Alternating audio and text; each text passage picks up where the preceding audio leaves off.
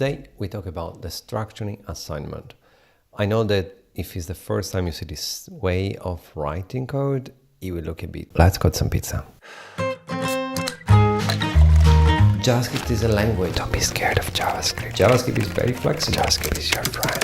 It's not magic. Don't be scared of JavaScript. A bit complicated. Quite a bit complicated. Next time we'll start making it a bit prettier. It's weird for you. So let's cut some pizza. So let's say that you have an array as usual with the number 1, 5, doesn't matter. So like a magician, put any number, it doesn't matter.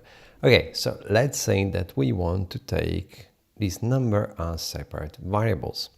So we can say const, put an array and say first, second, third, and fourth number from array. Now, what the destructuring is doing is taking every value of the array to the right and assign to separate variable. So if I console.log first, you can see that is the first element of the array. Now you might want to say, well, I don't need all of them. I don't know how many they are. Well, you can do just these and you will only take the first. But let's say that you want to say, I want the other elements somewhere, because I don't know how many they are, but I still want them. So what you can do is, I want the first element of the array and everything else. It looks very similar to the spread operator, and everything else I put it in this rest variable. And now rest is every element except the first. So it might be a way to get the first element, or it might be a way to get everything except the first element. Did I call it rest for any specific reason? I call it rest because it's the rest of the array. So it's the way you will find in MDN or any other tutorial. But you can call it in any way you want. So if I want to call this one Mickey, is it the way you write it? It still works. So my suggestion is, unless it has a specific meaning, call it rest. And if it has a meaning in the code, call it in the right way for your code.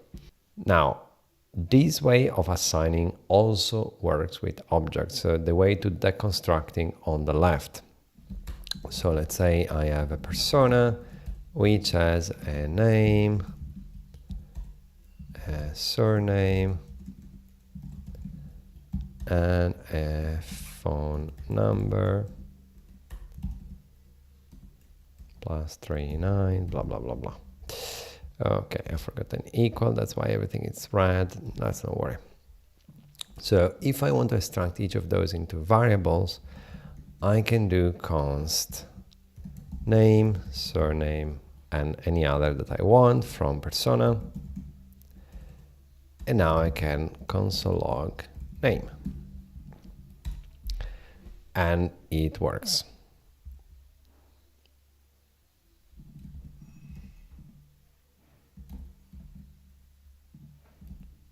I can do this also directly from function arguments. So let's say I have a function, say my name, that takes a persona.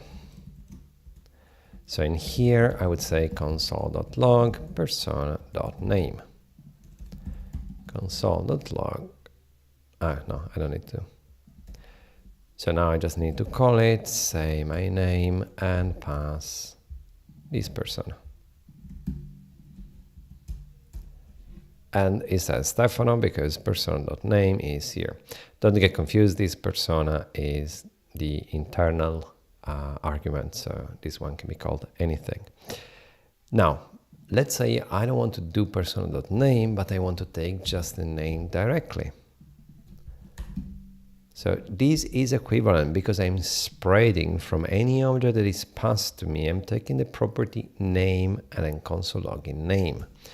So as you can see, even if the concept is the same, when it is used in conjunction with other concepts is a lot harder. And that's how it is. Not much you can do, but keep in mind, you count the construction on the left, and in some cases it might look very similar to the spread operator, but it's deconstructing. It's a different JavaScript concept, and you will find it a lot. And now let's cut some pizza.